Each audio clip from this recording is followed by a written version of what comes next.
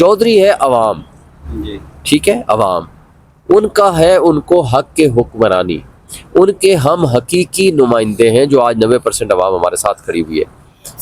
ہم نے یعنی عوام نے فیصلہ کیا کہ ہم اپنے ڈیفنس کے لیے کچھ گارڈز رکھتے ہیں، ان کو ہم نے بندوقیں دیں، ان کو ہم نے یونیفارم دی، ان کو ہم نے گاڑیاں دی، اور وہ جو چودھری ہے جو اصل عوام ہے اس نے اپنے دفاع کے لیے کچھ یونیفارم پرسن رکھ لیے، اور وہ یونیفارم پرسن جو ہمارے ہی پیسوں سے، عوام کے پیسوں سے، ان کو بندوقیں ملی، انہوں نے ہمارے اوپر تان لی بجائے اس بات کے کہ وہ صرف ہمارا دفاع کرتے، وہ کہتے ہیں کہ ہمیں بڑا چودھری مانو۔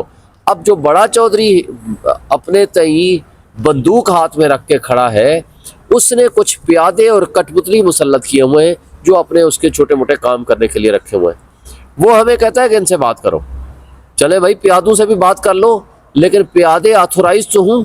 لیکن اصل ہم ان چودھریوں کو کہنا چاہتے ہیں کہ آپ اصل میں چودھری نہیں ہے، آپ کا کام ہے ہمارا دفاع کرنا، کیونکہ ہم آپ کو اس کی تنخواہ دیتے ہیں، اور آپ کے ہاتھ میں جو بندوق پکڑائی ہے وہ ہم نے اس لیے پکڑائی نہیں تھی کہ وہ بندوق ہماری ہی کن پٹی پہ رکھ لیں، وہ بندوق اس لیے پکڑائی تھی کہ آپ صرف ہمارا دفاع کریں۔ یہ ہے اصل فرق فلسفی کا، اس کو جب کوئی سمجھ جائے گا تو انشاءاللہ چیزیں شعیب شاہین صاحب یہ بتائیے گا کہ پہلے امریکی مداخلت سے عمران خان کی حکومت ہٹائی گئی، اور آج کل ٹویٹس پہ ٹویٹ آ رہے ہیں عمران خان کو ریلیز کیا جائے، اب پھر امریکی مداخلت لگ رہی ہے باہر نکالنے میں بھی۔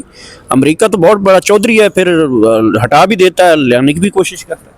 چلے وہ تو امریکہ نے تو اپنی بات جو کرے گا سو کرے گا، ذرا ان کٹ پتلیوں کو اور ان فقیروں کو اور ان جو کہتے ہیں بیگرز اور ناٹ چوزرز، ان کو ذرا ایبسلیوٹلی ناٹ کا ایک ٹویٹ کر کے نہ ذرا ایک نعرہ لگا کے کہ پھر ہم آگے چلتے ہیں۔ ہم جوڈیشری کو کہتے ہیں، یہی تو ہم عدلیہ کو کہتے ہیں کہ عدلیہ کے اوپر حملہ ہے، یہ ان کو ان کے چیمبروں سے اٹھا کر کے باہر نکالیں گے۔ یہ ابھی تو صرف ہمیں گرفتار کر رہے ہیں یا ورکرز کو گرفتار کر رہے ہیں نا، کل یہ ان ججز کو بھی گرفتار کریں گے۔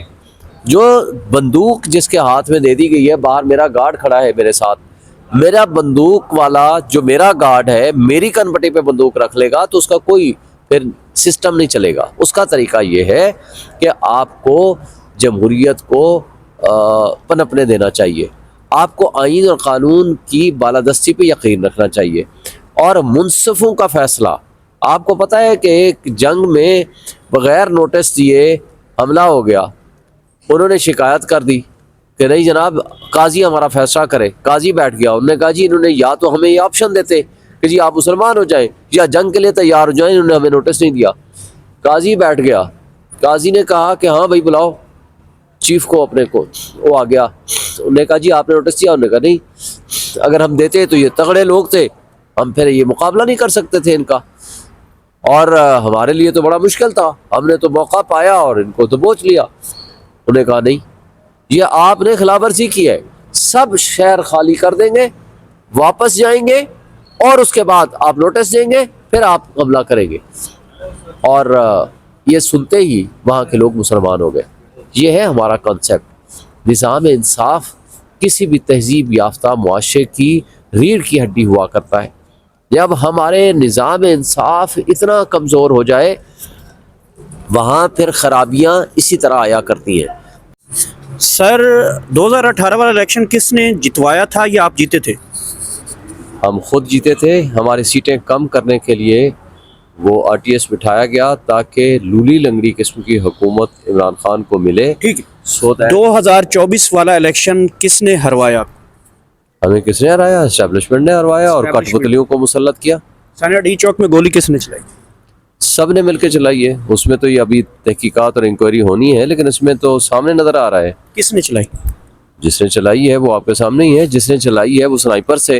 اب بندے کون تھے، کس نے کے حکم سے ہوا، تو نیچرلی یہ تو جو بظاہر لگتا ہے، اس میں اسٹیبلشمنٹ کے لوگ، اس میں آپ کے پرائم منسٹر آف پاکستان، اس میں محسن نقوی، اور اس میں وہ رینجرز کے لوگ، اور اس میں عطا تارڑ۔ ٹھیک ہے، کیونکہ اسٹیبلشمنٹ۔ اب مذاکرات کیسے کرنا چاہتے ہیں؟